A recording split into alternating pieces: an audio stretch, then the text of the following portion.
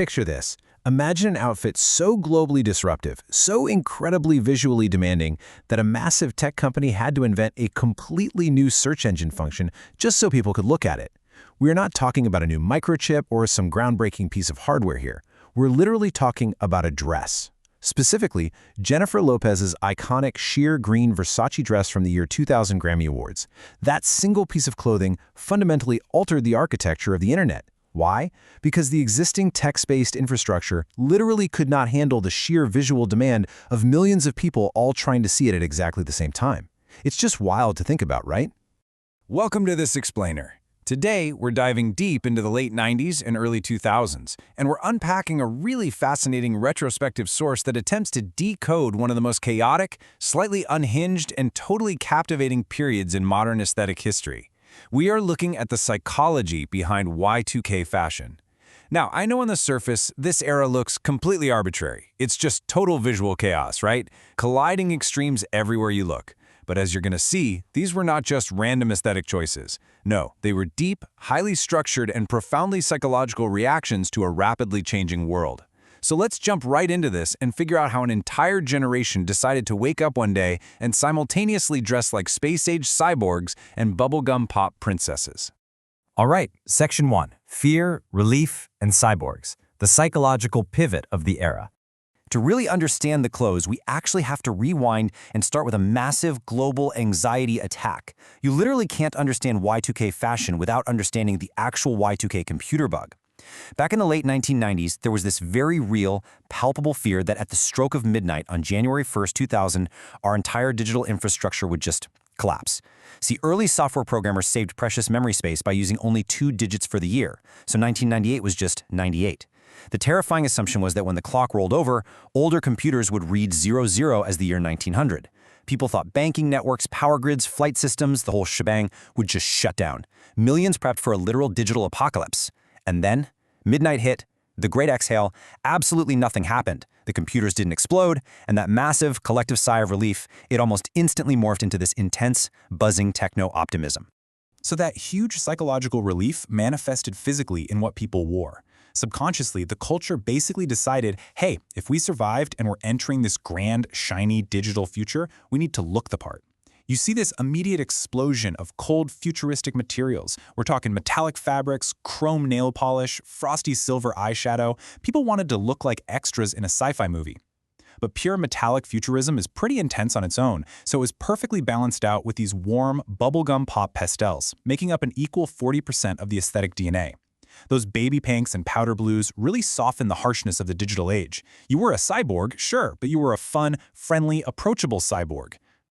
Moving on to Section 2, the illusion of casual wealth, redefining status through signaling. Okay, this brings us to another super fascinating tension of the era, the absolute blurring of lines between high fashion and everyday casual wear. Because right alongside those space-age metallics, the era was deeply obsessed with the most traditional, utilitarian fabric on Earth, denim. And we absolutely have to talk about the famous Canadian tuxedo, which is just slang for wearing denim on top paired with denim on the bottom. The absolute zenith of this trend, the exact moment that burned it into our cultural memory forever, was Britney Spears and Justin Timberlake at the 2001 American Music Awards. Justin showed up in a fully tailored denim suit with a matching denim cowboy hat, and Britney wore a strapless patchwork denim evening gown with a tiny denim purse. It was the ultimate snapshot of Y2K excess. They took a fabric historically associated with manual labor and elevated it to a literal red carpet spectacle. And that total blurring of lines between casual and fancy created a massive vacuum for a brand new type of clothing, luxury loungewear. The absolute juggernaut that filled that void was the $200 Juicy Couture velour tracksuit. Now, this trend was driven heavily by the explosion of paparazzi culture at the time. Suddenly, celebrities were being photographed not just at movie premieres, but getting iced coffee at Starbucks or just walking through the airport. They needed a uniform that communicated wealth and status, but also casually whispered, "Oh, I'm just running errands." The $200 tracksuit, usually with the word juicy stamped in rhinestones across the back, was the perfect mechanism for this. It was literally the ultimate flex of casual wealth. But let's look at another totally wild number that really defines this shift. $100. That is what people were eagerly paying for a Von Dutch trucker hat. We are talking about a literal plastic mesh and foam hat with a flame logo. something you could historically pick up at a gas station for $2. So what does this actually mean sociologically? It means Y2K fundamentally rewrote the definition of luxury. Historically, status was defined by rare materials, silk, cashmere, or exquisite bespoke tailoring. The trucker hat had absolutely none of that. The value wasn't in the craftsmanship of the hat itself. The value was entirely in proving to strangers that you had the disposable income to waste $100 on foam and plastic. It was a complete 180-degree shift from fine craftsmanship to extreme brand visibility. The garment itself was essentially just a cheap vehicle for the brand name, entirely stripping away all the quiet subtlety of traditional wealth. We saw this mechanism completely dominate the era. Brands like Baby Phat, anchored by that iconic, sleek cat logo, functioned the exact same way. If you had that cat on your jacket, you had arrived. You were part of the in-group. And this lineage of highly visible, graphic-driven casual wear continued straight into the mid-2000s with the incredibly loud, aggressive tattoo flash graphics of Ed Hardy. The branding was literally inescapable. Section 3. The MTV Fashion Algorithm. Pre-social media trend setting. So, you might be wondering, how did these extreme styles reach the masses so quickly?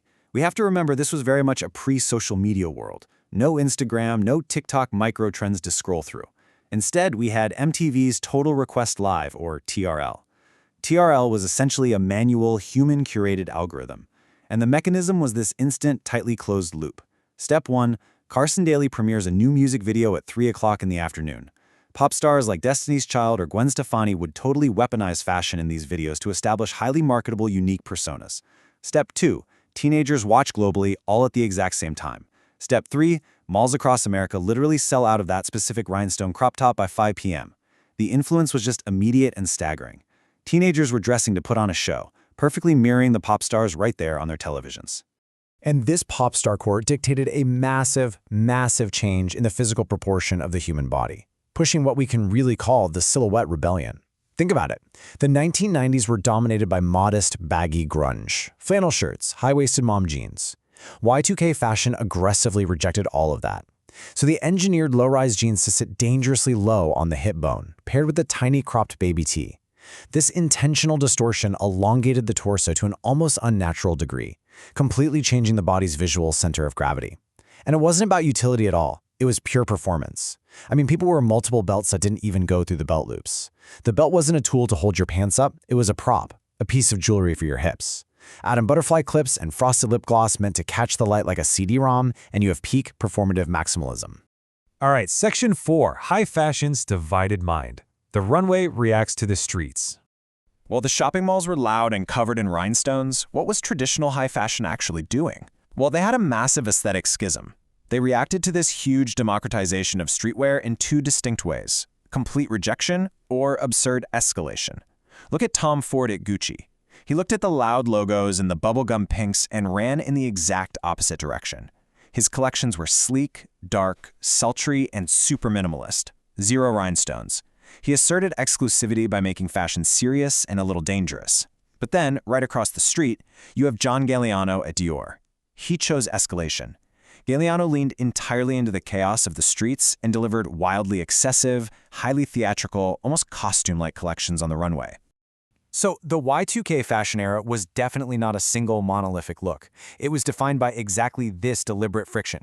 You had dark, sleek minimalism running completely parallel to loud branded streetwear and high-concept runway theatricality. And all of this was underpinned by a massive technological boom. Which brings us perfectly back full circle to that Jennifer Lopez dress we talked about at the very beginning. That sheer, plunging green gown sat right in the middle of these colliding extremes, capturing the culture's attention so fiercely that, as we discussed, it forced the creation of Google Images. The cultural demand for fashion directly forced the evolution of human technology. Which brings us to our final part, Section 5, Gen Z's Joyful Rebellion. Why the 2000s are everywhere today. We are suddenly seeing low-rise jeans and velour tracksuits everywhere again, which really begs the question, why this era and why right now? Well, it all builds on the basic mechanics of nostalgia. Historically, fashion operates on a pretty strict 20 to 30-year cycle. Millennials now finally have adult money to buy the expensive versions of what they coveted in middle school, while Gen Z gets to discover the aesthetic completely fresh. But honestly, it's more than just math. Fashion is always an emotional reaction to the current social climate.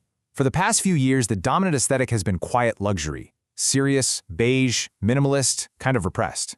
The idea of wearing a $3,000 oatmeal cashmere sweater just to prove you're calm and tasteful. But for a younger generation facing a pretty complicated world, serious beige just feels depressing. So reviving Y2K is a deep psychological need to escape. It's a joyful rebellion. It's loud, sparkly, heavily branded, and totally chaotic. It's a psychological embrace of the unserious that provides some much-needed, playful escapism.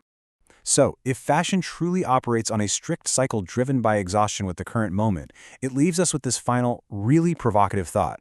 When the 20-year cycle hits again in the year 2050, will we be reviving the original Y2K era, or will we be nostalgically reviving Gen Z's imitation of that era? It's like a copy of a copy. It is definitely something to mull over the next time you spot a mesh trucker hat out in the wild. And hey, maybe appreciate the irony of it this time around. Thank you so much for joining us for this explainer. We really hope you walk away with a totally new understanding of the hidden mechanics behind your closet.